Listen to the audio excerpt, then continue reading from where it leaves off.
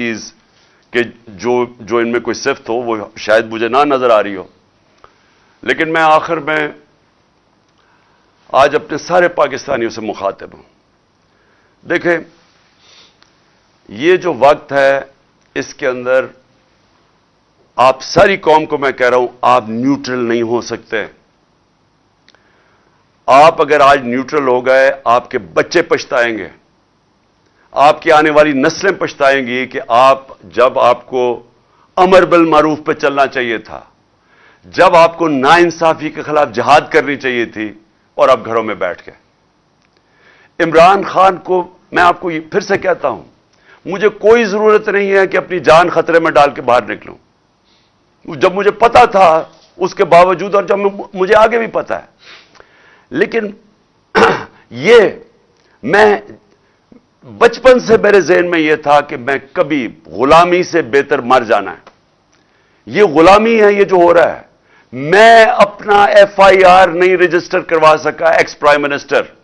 مجھے پتا کس نے یہ ساری سازش کی تھی، مجھے وہ تینوں کا پتا ہے انہوں نے مل کے کی تھی، لیکن میں نہیں کر سکا. تو سوچ لیں کہ آپ میں سے کہ آپ عوام میں آپ کے پاس کیا حقوق ہے. آپ کے پاس، آپ سے اگر طاقتور ظلم کرتا ہے آپ کیا کر سکتے ہیں؟ انسان اور بھیڑ بکریوں میں فرق ہے. انسانوں کے حقوق ہوتے ہیں. بھیڑ بکریوں کو ڈنڈے مار کے جدھر مرضی آج کہہ دیں کہ یہ چور ہیں تو کل کہہ دیں کہ یہ پاک ہو گئے تو وہ ادھر ہی چلیں گے. انسانوں کے حقوق ہیں. انسان جب تک اپنے حقوق اور آزادی، جب تک اس کے لیے رائے حق کے لیے نہیں کھڑا ہوتا، انسانی معاشرہ جانوری معاشرہ بن جاتا ہے. جانوروں کا معاشرے میں جنگل کا قانون آ جاتا ہے، جو اس وقت مجھے افسوس سے کہنا پڑتا ہے پاکستان میں ہے.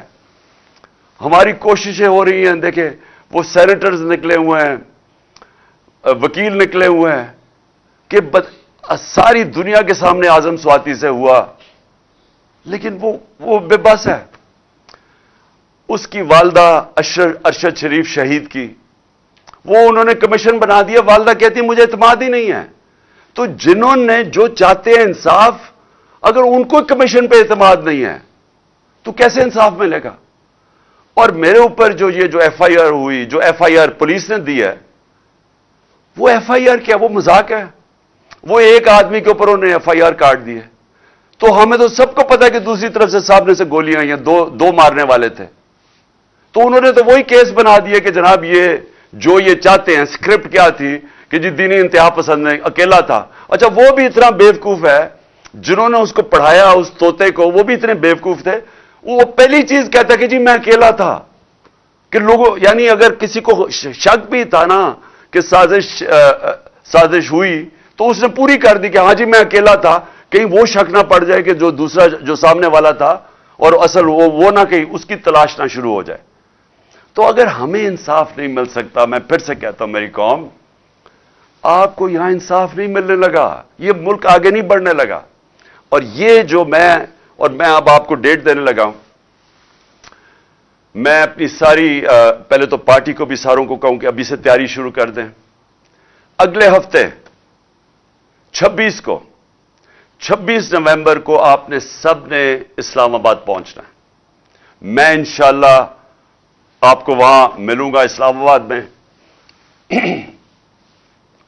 تو میں یہ چاہتا ہوں کیا ہوں، میں صرف اپنی پارٹی کو نہیں اب کہہ رہا، میں سارے پاکستانیوں کو کہہ رہا ہوں کہ دیکھیں، جو اگر آپ کا خیال ہے کہ تبدیلی آ جائے گی اور آپ گھر بیٹھے رہیں گے اور ایک دم تبدیلی آ جائے گی، ایسے نہیں ہوتا. اللہ کا فرمان ہے کہ میں کبھی، قرآن میں کہتا ہے، میں کبھی کسی قوم کی حالت نہیں بدلتا جب تک وہ قوم خود اپنی حالت بدلنے کی کوشش نہ کرے. اگر ہم سمجھتے ہیں کہ ہم بھیڑ بکریوں کی طرح رہیں اور ایک دم ہم آزاد ہو جائیں گے، ہم نہیں ہوں گے، وہ ویسے ہی رہیں گے. تو یہ وقت ہے. میں ساری قوم کو دعوت دے رہا ہوں کہ آپ نے آنا ہے پنڈی. آپ نے پنڈی آنا ہے 26 تاریخ کو، ہفتے کو. 1 اور 2 کے بیچ میں آپ نے پوری کوشش کرنی ہے پہنچنے کی. میں خود وہاں آپ سے انشاءاللہ خطاب کروں گا اور اگلا لائے عمل دوں گا. یہ تحریک رکنے نہیں لگی، میں آپ کو اگلا لائے عمل دوں گا. اور میں اپنے سارے جو طاقتور حلقے ہیں میں آپ کو صرف ایک چیز کہنا چاہتا ہوں، جس سے مرضی آج پوچھ لیں، آپ کے پاس طاقت ہے، آپ کی ذمہ داری ہے، جس سے پوچھ لیں، بزنس مین سے پوچھ لیں، پروفیشنل سے پوچھ لیں، اکانومسٹ سے پوچھ لیں، کسی سے بھی پوچھ لیں، اگر کوئی آپ کو کہے کہ سوائے ایک حل کے صاف اور شفاف الیکشن، اس کے علاوہ کوئی دوسرا حل نہیں ہے اب اس دلدل سے نکلنے کا جدھر انہوں نے 7 مہینے میں ہمیں لے کے جا رہے ہیں، اس کے علاوہ کوئی راستہ نہیں ہے، ان کے پاس کوئی پلان ہی نہیں ہے۔ کوئی پوچھے تو صحیح کہ آپ کا روڈ میپ کیا ہے؟ ملک جو تیزی سے نیچے جا رہا ہے، جو باہر کی دنیا اب سارا اعتماد کھو بیٹھی ہے، کون سا روڈ میپ ہے آپ کے پاس؟ ان کے پاس کوئی روڈ میپ نہیں ہے۔ 7 مہینے میں جو روڈ میپ نظر آیا وہ صرف اپنی چوری بچانے کا ہے۔